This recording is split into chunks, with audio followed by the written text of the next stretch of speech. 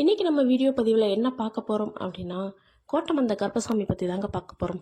இந்த கருப்பசாமி எங்கே இருக்காருன்னு பார்த்தோம் அப்படின்னா, மதுரை மாவட்டம் உசிலம்பட்டி தாலுக் பக்கத்தில் கர்மாத்தூர்ன்ற கிராமத்தில் தான் இந்த தெய்வம் அமைஞ்சிருக்காரு. இந்த தெய்வத்தோட கோவில் வந்து ரொம்ப மிகப்பெரிய கோவில்லாம் கிடையாது, நார்மலான ஒரு கோவில் தான். அந்த கோவில் போகிற வழியில் ஒரு மிகப்பெரிய ஆலமரம் இருக்கும். அது உள்ளார போனோன்னா கோவில் அருமையாக இருக்கும்.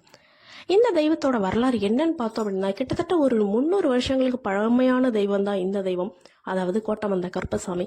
இந்த தெய்வம் வந்து ஒரு சின்ன கல்லால் உருவாக்கப்பட்டது. இந்த தெய்வத்துக்கு முன்பகுதியில் முத்தாளம்மன் அப்படின்னு ஒரு தெய்வம் இருக்கப்பட்டதாக சொல்லப்படுறாங்க.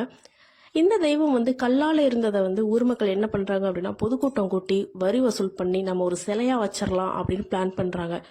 ஒரு கட்டத்துக்கு மேலே ஊர் மக்கள் கிட்ட இருந்து வரி வசூலானதை கொண்டு போயிட்டு சிலை வந்து இந்த ஹைட்டுக்கு இந்த அகலத்துக்கு எங்களுக்கு வேணும், இந்த மாதிரி வேணும் அப்படின்னு வந்து சொல்லி வச்சுட்டு வர்றாங்க. சிலை செய்கிற இடத்துல சொல்லி வச்சுட்டு இவங்க வந்துட்டாங்க. கிட்டத்தட்ட ஒரு 48 நாட்கள் கழிச்சு அங்கே போய் கேட்குறாங்க, சிலை ரெடி ஆயிடுச்சான்னு சொல்லிட்டு. அவங்களும் சிலை ரெடி ஆயிடுச்சு, நல்ல நாள் பார்த்து பூஜை போட்டுட்டு நாங்கள் வண்டியில் ஏற்றி விடுறோம் அப்படின்னு சொல்லி அங்கே உள்ள ஆட்கள் சொல்லி அமைச்சிட்டாங்க. ஒரு நல்ல நாள் சொல்லி விடுறாங்க. இந்த நல்ல நேரத்தில் வந்து நீங்கள் சிலையை ஏற்றிக்கிட்டு போங்க அப்படின்னு சொல்லி சொல்கிறாங்க.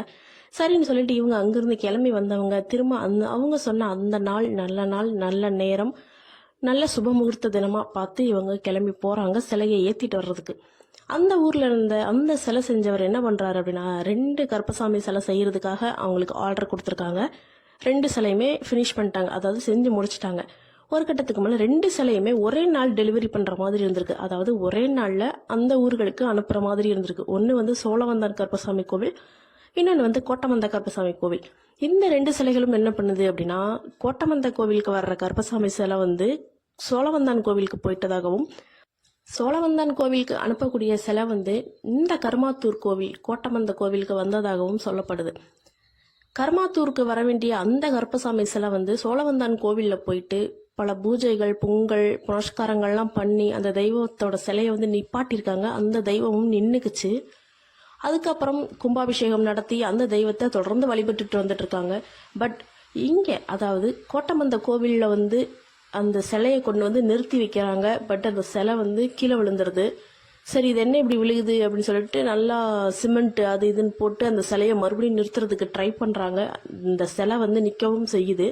சரின்னு எல்லாரும் அந்த கும்பாபிஷேகத்தை அதை ஃபினிஷ் பண்ணிட்டு கிளம்பி போகிறாங்க. எல்லாரும் போனதுக்கப்புறம் நைட் டைமில் திரும்ப அந்த சிலை வந்து கீழே விழுந்து கிடக்குது.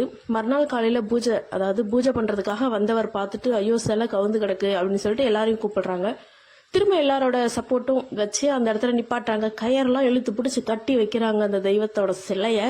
பட் அந்த சிலை அங்கே நிற்கிற மாதிரி இல்லை, டபால் விழுந்துருது. எத்தனை முறை வச்சாலும் அத்தனை முறையும் கீழே விழுகுது. அப்போதான் ஒருத்தர் மேலே வந்து அருள்வாக்கு சொல்லி அந்த கோட்டமந்த கருப்பசாமி இறங்கி என்ன சொல்லுதுன்னு பார்த்தோம் அப்படின்னா, இங்கே பாருங்க, நீங்கள் வந்து அங்கே கொடுக்குற சிலையை வந்து இங்கே வாங்கிட்டு விட்டீங்க, இங்கே வர்ற நான் வந்து அங்கே கொடுத்து விட்டுட்டீங்க. இப்போ நான் வந்து அங்கே தான் இருக்கேன், இங்கே இல்லை. அதனால என்னோட சக்திகள் வந்து இங்கே பத்தாது, என்னோட சக்தி ஃபுல்லும் அங்கே தான் இருக்குது. நீங்கள் 48 நாட்கள் ஹோமம் வளர்த்து பொங்கல் வச்சு கும்பாபிஷேகம் மறுபடியும் நடத்துங்க. எனக்கு மனித ஒருத்தனை வந்து பலி கொடுங்க. அதாவது அவன் யாருக்கும் தீங்கு நினைச்சிருக்க கூடாது, பொய் பேசியிருக்க கூடாது, எந்த கெட்டதுகள்லையும் அவன் கலந்துருக்க கூடாது. அவனுக்கானவனா உண்மையானவனா வாழ்ந்திருக்கணும் இந்த மண்ணில் அப்படின்னு சொல்லி அவர் சொல்றாரு. அப்போ இவங்க என்ன பண்றாங்க அப்படின்னா, அப்படி யாருமே இங்கே கிடையாது. ஏன்னா எல்லாருமே ஒரு விதத்தில் பொய் பேசுவோம், சேட்டை பண்ணுவோம். அவங்க டீனேஜில் வந்து எவ்வளோ சேட்டை பண்ணியிருப்பாங்க.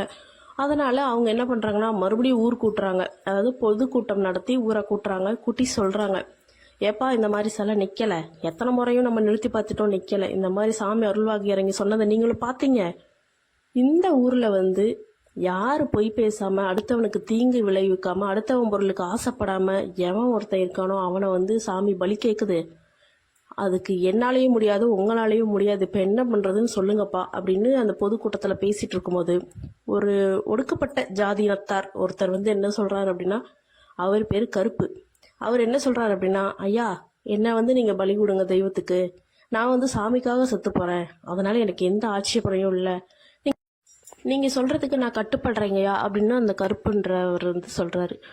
அவரோட ஃபேமிலிக்கு வந்து இவர் இப்படி வாக்கு கொடுத்துட்டு வந்தது வந்து அவங்களோட குடும்பத்தாருக்கோ அவங்களோட இனத்தாருக்கோ தெரியாது. ஒரு கட்டத்துக்கு மேலே இவங்க குறித்து கொடுத்த அந்த நாளும் வருது. அந்த நாளில் வந்து அவரை வந்து பலி கொடுக்க வேண்டிய நேரமும் வருது.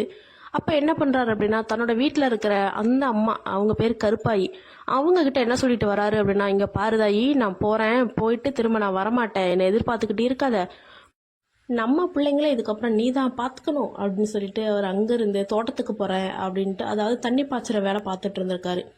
அதனால நான் தோட்டத்துக்கு போகிறேன் அப்படின்னு சொல்லிட்டு கிளம்பி வந்துட்டாரு. வந்தவர் என்ன பண்ணுறாரு அப்படின்னா, கோட்டமந்த கருப்பசாமி கோவில் வாசலில் வந்து அவரை பலி கொடுக்கறதுக்கு மக்கள் எல்லாம் ரெடியாக இருக்காங்க.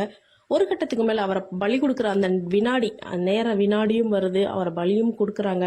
இந்த பாட்டி கருப்பாய் என்ன பண்ணுறாங்க அப்படின்னா, சாப்பாடு எடுத்துக்கிட்டு வீட்டுக்காரரை பார்க்க போறேன்னு வராங்க. அப்போ அங்குள்ள ஒரு ஆள்கிட்ட கேட்குறாங்க, ஏங்க எங்கள் வீட்டுக்காரரை பார்த்தீங்களா, சாப்பாடு எடுத்துகிட்டு வந்தேன், அந்த மனுஷனை எங்கேயும் காணோம் அப்படின்னு சொல்கிறாங்க. அப்போ அதில் ஒரு நபர் என்ன சொல்கிறாரு அப்படின்னா, ஓம் புருஷனை தான் கருப்பாயி அங்கே வெட்டி சாமிக்கு பலி கொடுத்தாங்க அப்படின்னு சொல்கிறாங்க.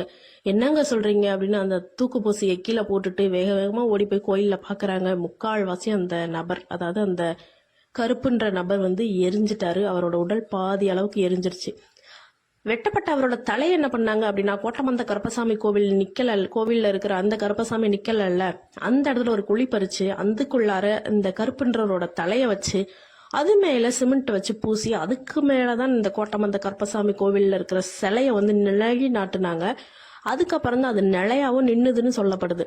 இந்த கருப்பாயி பாட்டி என்ன பண்ணாங்க அப்படின்னா, என் புருஷனே போனதுக்கு அப்புறம் நான் ஏன் உயிர் வாழணும் அப்படின்னு சொல்லிட்டு அவங்க வீட்டுக்கார உடல் எரிஞ்சிட்டு இருந்த நிலையில இவங்களும் உடன்கட்டை ஏறிட்டாங்க. உடன்கட்டை ஏறினவங்க என்ன பண்ணாங்க அப்படின்னா, தன்னோட முந்தானை இருக்குல்ல, அதாவது ஒரு பெண்மணி வந்து நெருப்புல வேகுறாங்க அப்படின்னா அவங்க உடல்ல இருக்கிற அனைத்துமே கருகிடும்.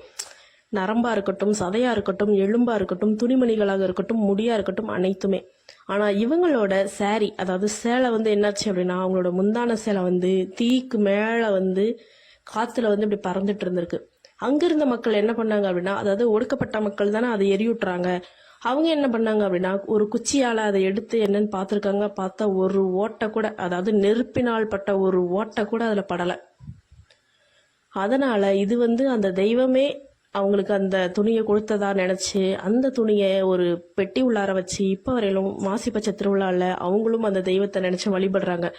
அதாவது அந்த கருப்பு, அந்த கருப்பாய் அப்படின்ற இருவரையுமே நினைச்சு வழிபட்டு பொங்கல் வச்சுட்டு வராங்க. இன்னொன்னு, அந்த கருப்புன்ற நபரை வெட்டின இடத்துல எந்த அளவுக்கு அவரோட ரத்தம் போனுச்சோ அந்த அளவுக்கு அவரோட இனத்தார், கருப்பு அப்படிங்கிற அந்த தாத்தாவோட இனத்தாருக்கு எழுதி கொடுத்துருக்காங்க. கிட்டத்தட்ட அது ஒரு 2.5 சென்ட் கிட்ட வரும். அந்த இடத்த எழுதி கொடுத்துருக்காங்க. இப்போ வரையிலும் அந்த தாத்தாவோட ஜென்ரேஷன் வந்து அந்த இடத்துல பொங்கல் வச்சு வழிபட்டுட்டு வர்றதை வழக்கமா வச்சிருக்கிறாங்க. இந்த கற்பாய் பாட்டியோட சாரி வந்து எரியாம மேல வந்து காத்துல நின்னனால அந்த சாரி எடுத்து வச்சுதான் வழிபடுறாங்க. அதனால அந்த பாட்டியோட பேரை வந்து சீலக்காரி அப்படின்னு மாத்தி இந்த ஜென்ரேஷன்ல இப்போ வரையிலும் வழிபடுறாங்கன்னு சொல்லப்படுது. கிட்டத்தட்ட இந்த கோட்டமந்த கருப்பசாமி கோவிலுக்கு நான் வந்து சின்ன வயசுலேருந்து போயிட்டு வந்துட்டு இருக்கேன். பட் அப்போல்லாம் எனக்கு தோணவே இல்லை. நான் யூடியூப் சேனல் ஆரம்பித்து கிட்டத்தட்ட ஒரு 4 வருஷத்துக்கிட்ட ஒரு 2-3 சேனல் மாற்றிட்டேன். ஆனாலும் என்னோடய சேனலில் வந்து இவங்களை பற்றி நான் இதுவரை பேசுனதில்லை. இதான் ஃபஸ்ட் டைமாக பேசுகிறேன்னு நினைக்கிறேன். இந்த தெய்வத்தை பார்க்கணும், அந்த கோவிலுக்கு நீங்கள் விசிட் பண்ணணும் அப்படின்னீங்கன்னா மதுரையிலேருந்து உசிலம்பட்டி பஸ்ஸு ஆரப்பாளையத்தில் கிடைக்கும். கருமாத்தூர்னு டிக்கெட் எடுத்து கருமாத்தூர்லேருந்து ஆட்டோ போகும் கோட்டையூருக்கு. கோட்டமந்த கருப்பசாமி கோவில்னு சொன்னாலே அங்கேயே கூட்டு போய் இறக்கி விட்டுருவாங்க. நீங்கள் அந்த தெய்வத்தை வழிபட்டுட்டு வரலாம். இந்த பதிவில் கோட்டமந்த கருப்பசாமி பற்றின வரலாறு பற்றி எங்கள் தாத்தா எனக்கு சொன்னதை வச்சு தான் நான் உங்களுக்கு வந்து இது ஸ்டோரியாக மென்ஷன் பண்ணி அப்லோட் பண்ணியிருக்கேன். இதில் தவறாக இருந்தாலும் சரி, சரியாக இருந்தாலும் சரி, நீங்கள் கமெண்ட் பாக்ஸில் வந்து பேசலாம். நான் அதுக்கு ரிப்ளைவும் பண்ணுவேன். ஓகே காய்ஸ், நம்மளோட சேனலை சப்ஸ்கிரைப் பண்ணுங்கள், லைக் பண்ணுங்கள், ஷேர் பண்ணுங்கள். மெயினாக இந்த வீடியோ எப்படி இருக்குன்னு சொல்லிட்டு கமெண்ட் பண்ணுங்கள். ஓகே காய்ஸ், நெக்ஸ்ட் ஒரு பதிவில் நான் வந்து உங்களை சந்திக்கிறேன். அதுவரையும் நான் உங்கள் நித்யா. இங்கே செம்ம மழை விழுது. இதுக்கு மேலே என்னால் பேச முடியாது. So tata, bye bye, take care.